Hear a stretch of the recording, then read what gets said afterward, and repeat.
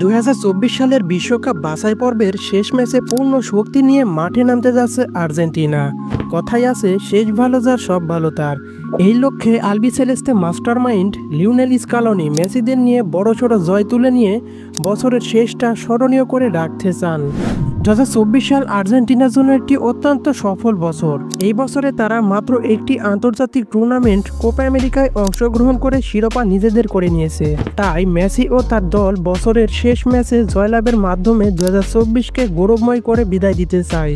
বিশ্বকাপ বাছাই পর্বে এবার আর্জেন্টিনার প্রতিপক্ষ টেবিলে তলানিতে থাকা পেরু। ম্যাচটি অনুষ্ঠিত হবে আগামী বুধবার সকাল 6টায় আর্জেন্টিনার ঐতিহাসিক লা বোম্বোনেরা স্টেডিয়ামে।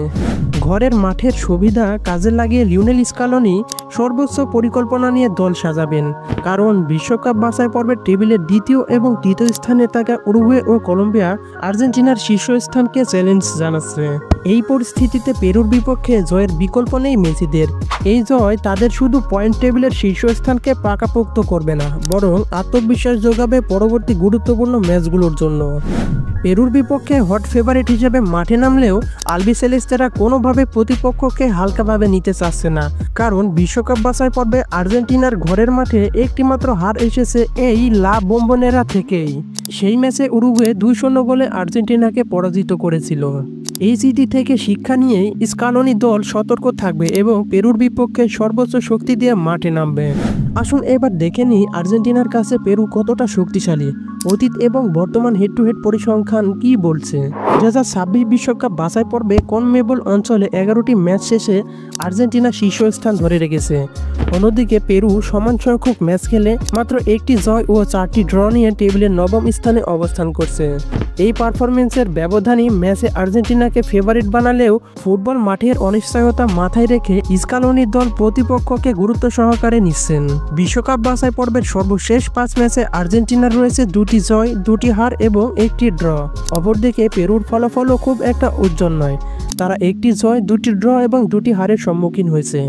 সর্বশেষ ম্যাচে আর্জেন্টিনা প্যারাগুয়ের ঘরের মাঠে 2-1 গোলে পরাজিত হয়, যা দলের জন্য হতাশাজনক। অন্যদিকে পেরু চিলির বিপক্ষে সর্বশেষ ম্যাচে গোলশূন্য ড্র করে কিছুটা আত্মবিশ্বাস ধরে রেখেছে। এই পারফরমেন্স পেরুর জন্য অনুপ্রেরণা হতে পারে। আসুন এবার দেখে নিই অতীত পরিসংখ্যান কি বলছে। এখন পর্যন্ত 58 বারের মুখোমুখি দেখায় আর্জেন্টিনা জয় পেয়েছে 37 ম্যাচে, ড্র হয়েছে 14টি আর পেরু জয়ী হয়েছে মাত্র 7 বার। আপনি জানলে অবাক হবেন, 2000 সালের পর থেকে আর্জেন্টিনা এবং পেরু 17টি আন্তর্জাতিক ম্যাচ খেলে আর্জেন্টিনা একবারও পরাজিত হয়নি। এই ইতিহাস মেসি ও তার দলকে আত্মবিশ্বাস যোগাবে। তাই অতীত এবং বর্তমান পরিসংখ্যান আর্জেন্টিনার দিকে কথা বললেও পেরুকে সহজভাবে নিচ্ছে না তারা, কারণ এই ম্যাচটি যে আর্জেন্টিনার জন্য শীর্ষস্থান ধরে রাখার ম্যাচ। আচ্ছা, আপনার কি মনে হয় আর্জেন্টিনা কি পারবে বছরের শেষ ম্যাচটা জয় দিয়ে পূর্ণ করতে, নাকি হতাশ করবে আরও একবার? জানিয়ে দিন কমেন্ট বক্সে।